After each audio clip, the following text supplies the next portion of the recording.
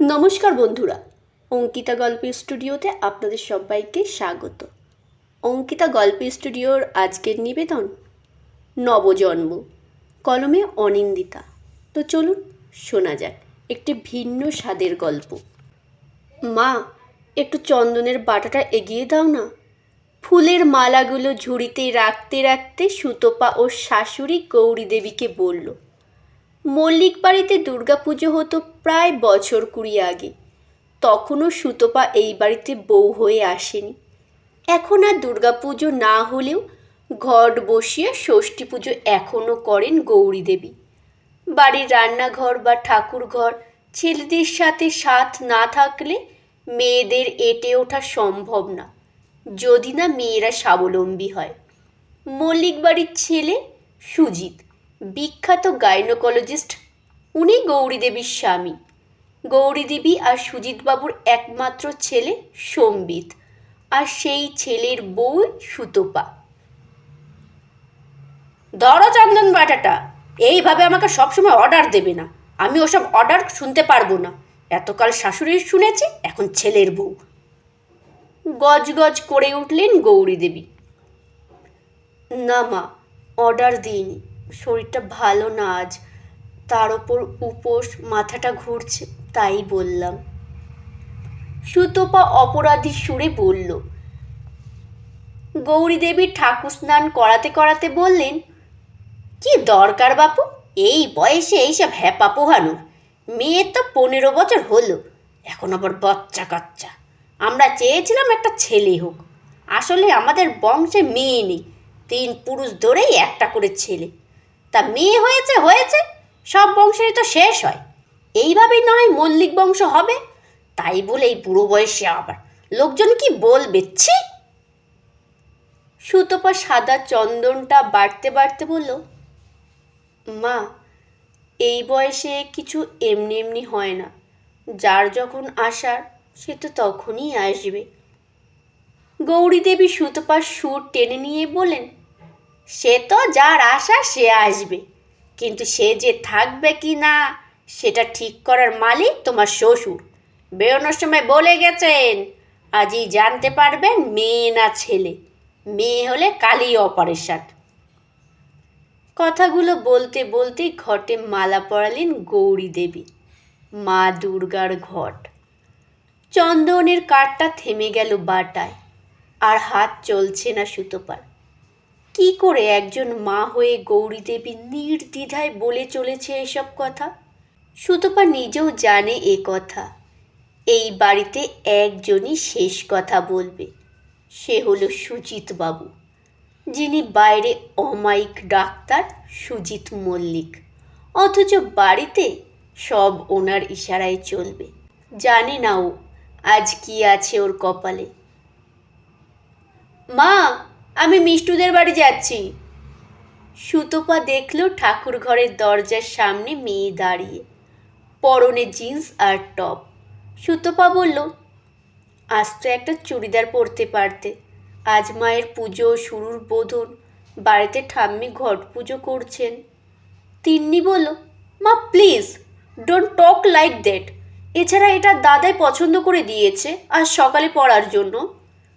গৌরী দেবী বললেন, আচ্ছা আচ্ছা ঠিক আছে, যাচ্ছ যাও, সন্ধ্যের আগে ঘরে ঢুকবে, আমি পুজোয় বসার আগে। মাথা নাড়িয়ে চলে গেল তিন্নি। কান্না পেয়ে গেল সুতপার। একেই তো সারাদিন উপোস করে মাথা ঘোরাচ্ছে, তার ওপর এই মেয়ে। এই মেয়ের জামা, লেখাপড়া সবই সেই সুজিতবাবুর হাতে। উনি সব ঠিক করবেন, বাবা মা হয়ে ওদের কোনো হাত নেই। অনেকদিন সুতপা সম্বিতকে বলেছে, মেয়ে ওর হাতের বাইরে চলে যাচ্ছে, কোনো শাসন নেই।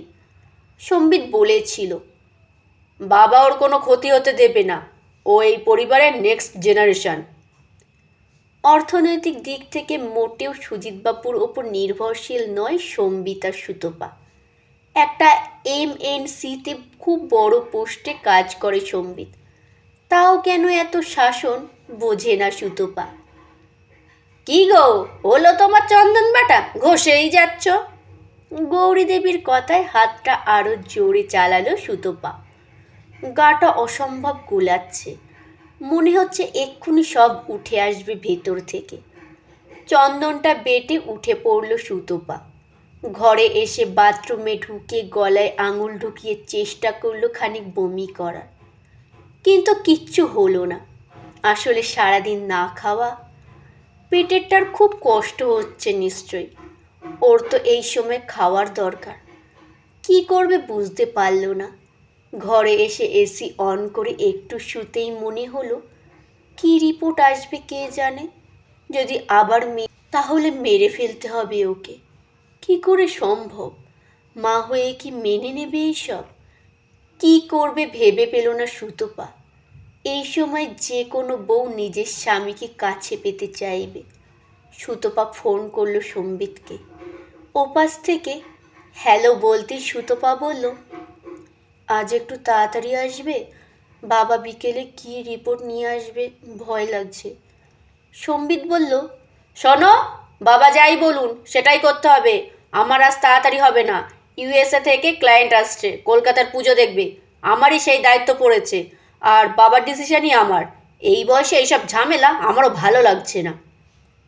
সুতপা প্রচণ্ড ঠান্ডা গলায় বলল, যদি ছেলে হয়? সম্বিত থেমে বলল, সে দেখা যাবে, আগে রিপোর্ট আসুক। সম্বিতের কথা শেষের আগেই ফোনটা কেটে দিল সুতপা। সুতপা, ও সুতপা, নিচে নামো একবার, বাবা ডাকছে। নিচ থেকে গৌরীদেবী ডাকলেন সুতপাকে। সন্ধ্যাবেলা পুজো শুরুর আগের গোছানোগুলো ঠাকুর ঘরে বসে সারছে সুতপা। বাড়ির গা ঘেঁষেই পাড়ার পুজোটা হয়। ওখানে এই কদিন পুজোর মন্ত্রগুলো ঠাকুরমশাই মাইকের সামনে উচ্চারণ করে পুজো করেন। ছোট পুজো, কিন্তু তাও মন্ত্রগুলো শুনলেই মন ভালো হয়ে যায় সুতপার। কি গো, কথা কানে যাচ্ছে না? তাড়াতাড়ি নামো নিচে। গৌরীদেবী চিৎকার করে যাচ্ছেন। সুতপার আর বুঝতে বাকি নেই কেন ডাকছে ওকে সুজিতবাবু। দুপুর থেকে এত কেঁদেছে, আর কান্নাও পাচ্ছে না এখন। সুজিতবাবু শিক্ষিত, ঘরোয়া মেয়ে চেয়েছিলেন ছেলের বউ হিসেবে। বাংলায় MA BEd সুতপা। সত্যিও শিক্ষিত আর ঘরোয়া। না হলে বিয়ের পর এত ভালো ইংলিশ মিডিয়ামে বাংলার টিচার হওয়ার সুযোগটা হারায়। কিন্তু ও কি সত্যিই শিক্ষিত? তাহলে এই হীন কাজে প্রতিবাদ কেন করছে না ও? কেন ও ভয় পাচ্ছে? কেন পেটের সন্তানটাকে বাঁচিয়ে রাখার সাহস নেই? কেন ঠাকুর ঘরে কাজের অজুহাতে নিজেকে লুকিয়ে রাখছে? কিসের ভয়? ওনা মা, মায়েদের ভয় পেতে নেই। কথাগুলো ভেবেই কেমন একটু একটু সাহস জন্মাচ্ছে সুতপার মনে। কাম অন মা, এখনো বসে আছো? দাদাই is calling you, no? Sutapa দেখল দরজার সামনে ওর মেয়ে দাঁড়িয়ে, যাকে ও জন্ম দিয়েছে, নিজের দৈহিক রস নিংড়ে খাবার জুগিয়েছে, যার জন্য আজ এই রকম শরীরেও মা ষষ্ঠীর উপোস রেখেছে। সেই মেয়ের কথা বলার ধরন দেখলে খুব খারাপ লাগে সুতপার, খুব অসহায় লাগে। পেটেরটা আসলে নিজের বুকে আগলে রাখবে, নিজের মতো মানুষ করবে। এরা হয়তো ছুঁয়েও দেখবে না।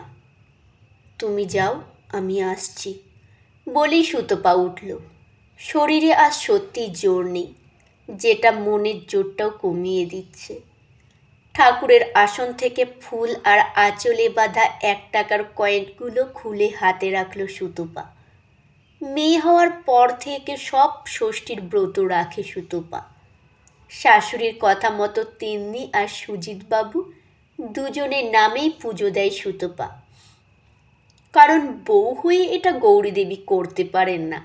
বৌমা তো মেয়ের মতোই হয়, তাই সুতপার বাধা নেই। কত সুন্দর হিসেব নিজেদের সুবিধার জন্য। নিচে নামতে দেখল সোফায় বসে আছেন গৌরীদেবী, সুজিতবাবু আর পাশে তিন্নি। সুতপা কথা না বাড়িয়ে সোজা সুজিতবাবুর কাছে এসে মাথায় ঠাকুরের ফুলটা ছোঁয়ালো। তারপর 16 আনা কপালে ছুঁয়ে বিড়বিড় করে কিছু বলল হয়তো। ওনার সুমতি আশা করে প্রার্থনা করছিল। তারপর মেয়ের কাছে এসে একই জিনিস করতেই সুজিতবাবু গমগমে গলায় বলেন, কাল সকালে রেডি হয়ে থাকবে, আমি নার্সিংহোমে নিয়ে যাব। আমার এক কলিগ লেডি ডাক্তার, উনিও গাইনোকোলজিস্ট, ওটি করে দেবে। কিছুই মতি ফেরাতে পারেননি ঠাকুরের ফুল। মনে মনে হাসল সুতপা। গৌরীদেবী বললেন, ওষুধে হবে না? সুজিতবাবু বললেন, 2 months রানিং, এত পরে বুঝলে হয়? সুতপা তিন্নির মাথার ফুলটা ছুঁয়ে ওকে ওপরে যেতে বলল। মায়ের গলার এত গম্ভীর আওয়াজ শুনে তিন্নিও বিনা প্রতিবাদে চলে গেল। তিন্নি যাওয়ার পথের দিকে তাকিয়ে দেখে নিয়ে ফিরল সুজয়বাবুর দিকে। তারপর বলল, আমি কাল কোথাও যাব না বাবা, আমি কোনো অপারেশন করাবো না। সুজিতবাবুর অভ্যাস নেই কেউ ওনার মুখের ওপর কথা বলছে। উঠে দাঁড়িয়ে বললেন, এই বয়সে আমার পরিবারের ওপর কেউ হাসুক আমি চাই না। 15 বছরের মেয়েটা কীভাবে স্কুলে যাবে ভেবেছ? বাবু অফিসে গিয়ে কী বলবে? তোমার শাশুড়ি মা পাড়ায় আত্মীয়দের কি বলবে? আর আমার কথা তো ছেড়েই দাও। সুজয়বাবুর কথা শুনে মনে হচ্ছে এই পুরো ঘটনাটা শুধু সুতপার জন্যই ঘটেছে। সুতপা বলল, বলবেন আপনার ঘরে মা দুর্গা এসেছে। যে দুর্গাকে 20 বছর আগে আপনি মেরে ফেলেছিলেন, সেই দুর্গা আবার ফিরে এসেছে। চমকে উঠলেন গৌরীদেবী। ভাবছেন, ও কি করে জানলো? উনি তো কখনো বলেননি। তাহলে কি বাবু বলেছে? শান্ত মেয়েটার চোখের আগুন দেখে অবাক হলেন গৌরীদেবী। 20 বছর আগে গুমড়ে গুমড়ে থাকা নিজের কথা মনে পড়ছে বারবার। একই অপরাধ ছিল গৌরীদেবীর, বেশি বয়সে মেয়ে ধারণ। সম্বিত তখন তিন্নির থেকেও বড়, 18। কিছু বলতেই পারেননি উনি। সেই বছরই গৌরীদেবী অসুস্থ বলে বাড়ির পুজো বন্ধ করে দেন সুজয়বাবু। গৌরীদেবী তাকিয়ে দেখলেন সুতপা ধীর পায়ে ওপরে উঠে যাচ্ছে। পাশের প্যান্ডেলে ঢাক বাজা শুরু হয়ে গেছে। বোধন পুজো শুরু হলো বুঝি। সুতপা শাড়ির আঁচলে থাকা আর একটা কয়েন আর ফুল বের করে নিজের পেটে ছুঁয়ে পড়ল, ভয় নেই তোর, আমি আছি। আমি থাকতে তোর গায়ে কেউ আঁচড় দিতে পারবে না। পেছন ঘুরে দেখল গৌরীদেবী দাঁড়িয়ে। সুতপা ঘুরতেই সুতপাকে জড়িয়ে ধরে কেঁদে ফেললেন উনি। চিৎকার করে কান্নাটা যেন বহুদিন হাসিতে আর খুশিতে লুকিয়ে রেখেছিলেন। তারপর সুতপার পেটে হাত রেখে বললেন, ফিরে আয় মা, ফিরে আয়। আজ মা দুর্গার বোধনে আমি কথা দিচ্ছি, তোর আর কোনো অসম্মান হবে না। পাশের প্যান্ডেল থেকে কানে আসছে শক্তি মন্ত্র। ওং সর্বমঙ্গল মঙ্গলে শিবে সর্বার্থ সাধিকে শরণ্যে ত্র্যম্বকে গৌরী নারায়ণী নমস্তুতে।